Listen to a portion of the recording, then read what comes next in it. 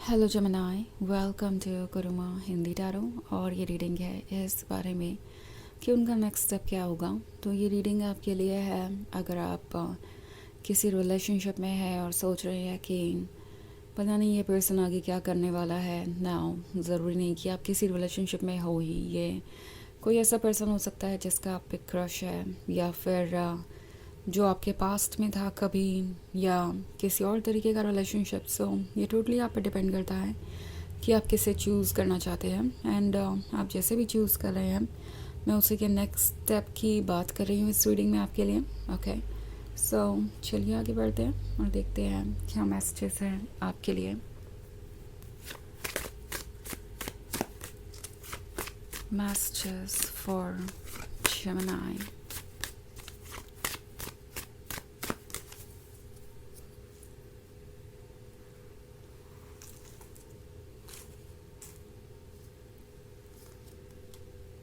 Six of Cups, Judgment,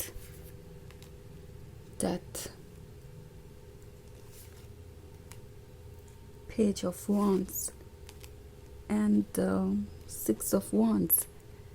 okay, so हमारे पास है डेथ का कार्ड। डेथ के कार्ड के होने का मतलब है कि ये पर्सन ये फील कर रहा है जैसे कि सब कुछ उनके कंट्रोल से बाहर है। ओके, एंड उन्हें ऐसा लगता है कि इस वक्त वो जो भी चेंज लाना चाहते हैं वो चेंज वो ला नहीं सकते, बिकॉज सर्कमस्टांसेस वैसे नहीं हैं। नाउ अगर हम बात करें इस पर्सन के नेक्स्ट स्टेप की, तो ऐसा लगता है जैसे कि वो ये प्लान कर रहे हैं कि किसी भी तरीके से वो आपको ये भरोसा दिलाए कि वो एक्चुअली आपके ट्रस्ट के काबिल है। बिकॉज जजमेंट के कार्ड के बाद ये उन्हें मुश्किल लग रहा है। नाउ सिक्स ऑफ कप्स का कार्ड है, तो बहुत सारे लोगों के लिए ये एक पुराना रिलेशनशिप हो सकता है। एंड उन्हें याद है वो सारे ब्यूटीफुल मोमेंट्स जो आपने साथ में बिताए थे। हर एक बात इनके लिए स्पेशल है, और इनफैक्ट आजकल ये पर्सन पास्ट में ही रहता है। सो पॉसिबली बहुत सारे लोगों के लिए ये एक एक्स है या एक लॉन्ग टर्म रिलेशनशिप है जो कि वक्त के साथ मुश्किल होता गया, क्योंकि वो आपको जज कर रहे थे, आप ही को हर चीज़ के लिए रिस्पॉन्सिबल ठहरा रहे थे, कॉन्टीन्यूसली आपको ये फील करा रहे थे जैसे कि आप एक अच्छे लवर नहीं हैं। एंड उसके बावजूद भी इन्होंने आपको धोखा दिया, आपको चीट किया, और अब सिचुएशन इतनी डिफ़िकल्ट है कि वो समझ नहीं पा रहे कि वो कैसे इससे बाहर आएंगे। तो ये इस बारे में सोच रहे हैं कि जो कुछ भी हुआ क्या उसके बाद कोई पॉसिबिलिटी है, क्योंकि यहाँ जो डेथ का कार्ड है, तो ऐसा लगता है कि सब कुछ बहुत मुश्किल है इस पर्सन के लिए। उन्हें ऐसा लग रहा है कि अब इस रिलेशनशिप को वापस ज़िंदा करना, इसे दोबारा पाना उनके लिए एक इम्पॉसिबल सा टास्क हो गया है। बट फिर भी ये ऐसा फील कर रहे हैं कि शायद वो अभी भी कुछ प्रूव कर सकते हैं आपको। एंड एक और इम्पॉर्टेंट चेंज मैं इनके नज़रिए में देख रही हूँ, वो ये कि इस पर्सन को ये नज़र आ रहा है कि आप कितने इम्पॉर्टेंट हैं, कितने डिज़ायरेबल हैं, और वो जो गलत फहमी थी कि वही आपके लिए बेस्ट है, और आप इस रिलेशनशिप में इसलिए है क्योंकि आपको उनसे कोई और अच्छा मिलेगा नहीं, वो ऑलरेडी क्लियर हो चुकी है। उन्हें दिख रहा है कि आपको जितना भी अटेंशन चाहिए हो वो सारा अटेंशन आपको मिल सकता है दूसरों से। एंड अगर आप चाहें तो आप मूव ऑन कर सकते हैं। और एक और बात इस पर्सन को ये भी पता चली है कि आपके लिए अगर कोई मैटर करता है तो तभी मैटर करता है जब वो लॉयल हो, जब आपकी फीलिंग्स को समझता हो, आपकी रिस्पेक्ट करता हो, और बाउंड्रीज़ को फॉलो करता हो। सो अब उन्हें इस बात का अंदाज़ा है कि आप इस रिलेशनशिप में सिर्फ इसलिए नहीं थे क्योंकि वही आपके लिए एक चॉइस थे, और वही आपको कुछ हद तक वो ऑफ़र कर रहे थे जो आपको चाहिए था। एंड उन्हें ये भी रियलाइज़ हो रहा है कि ऐसा नहीं है कि आपके लिए प्यार, अटेंशन और रिस्पेक्ट के अलावा दूसरी चीज़ें सबसे ज़्यादा इम्पॉर्टेंट है। इट्स लाइक इस पर्सन को लग रहा था कि ये सब चीज़ें ना भी हों तो भी आप इस रिलेशनशिप को कंटिन्यू कर सकते हैं, जस्ट बिकॉज उनके पास थोड़ा कुछ है आपको ऑफ़र करने के लिए। लाइक मे बी जब भी आप अपसेट हो वो आपको कुछ गिफ्ट दे सकते हैं, या किसी तरीके से आपका मन बहला सकते हैं। एंड बिकॉज आप उनसे इमोशनली कनेक्टेड है तो ये सब कुछ वर्क करेगा। बट अब उन्हें रियलाइज़ हो रहा है कि ऐसा कुछ भी नहीं है। और इनफैक्ट ये एक्सपेरिमेंट करते करते कि आप किस हद तक जा सकते हैं, उन्होंने इस रिलेशनशिप को इस एंड तक पहुंचा दिया जो कि इस डेथ कार्ड में मैनिफेस्ट हो रहा है। सो अब पेज ऑफ वॉन्ड्स है, ये पर्सन आपको शो करना चाहेगा कि वो आपको प्यार करते हैं एंड इस रिलेशनशिप को आगे बढ़ाना उनके लिए ज़रूरी है।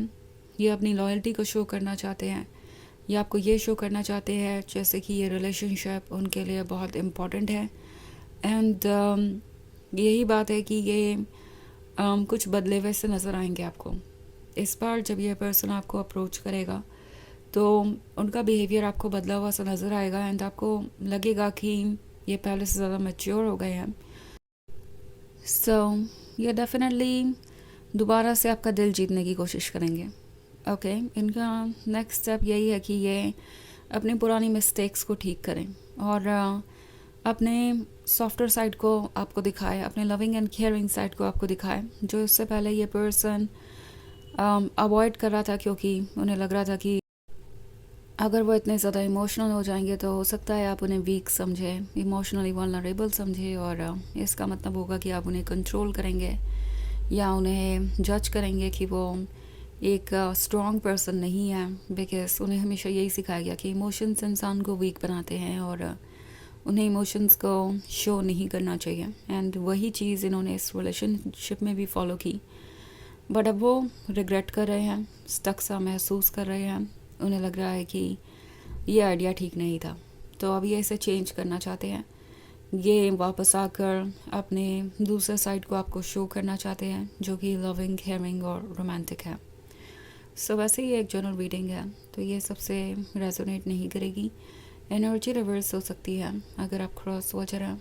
इसके अलावा अगर आप पिछले वीक की रीडिंग या ईयरली रीडिंग देखना चाहें 2025 की, तो उसका लिंक आपको डिस्क्रिप्शन बॉक्स में मिल जाएगा हमेशा की तरह। तो चलिए आगे बढ़ते हैं और देखते हैं और क्या मैसेजेस हैं आपके लिए। Messages for Gemini, Knight of Swords, Eight of Swords, the Magician and the Ten of Wands. Okay. So हमारे पास है King of Swords. King of Swords है तो इस पर्सन को लगता है जैसे आप बहुत स्टबर्न हो गए हैं, आप अब कुछ भी कॉम्प्रोमाइज़ नहीं करना चाहते, सेक्रीफाइस नहीं करना चाहते। और नाइट ऑफ सॉर्ड्स के होने का मतलब है ये डेस्परेट है आपके पॉइंट ऑफ व्यू को बदलने के लिए।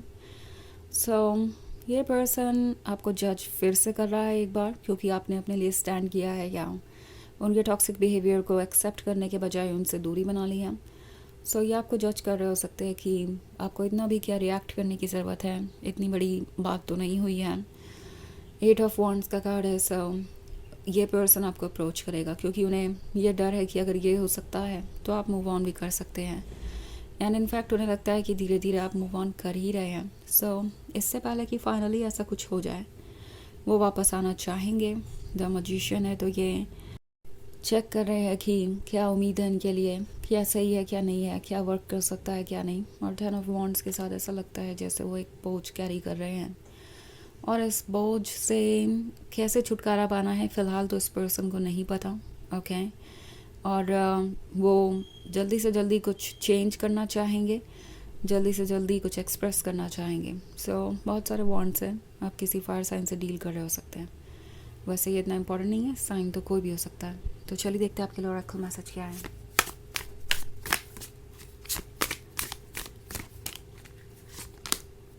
Moonlight, your cycles are your strength not your weakness. तो ये जो चेंजेस आ रहे हैं आपके लाइफ में, अप्स एंड डाउन्स आ रहे हैं, ये किसी वजह से ही आ रहे हैं, ये आपको स्ट्रॉन्गर ही बनाएंगे और आपका विस्डम इससे बढ़ेगा। तो ये एक फ़ेज़ है जो ओवर हो जाएगा एंड सून आप दूसरा फेज़ देखेंगे। ओके, सो ये है रीडिंग इस वीक की, सॉरी इस बारे में कि उनका नेक्स्ट स्टेप क्या होगा। आई होप आपको अच्छी लगी होगी। Thanks for watching, till next video, bye.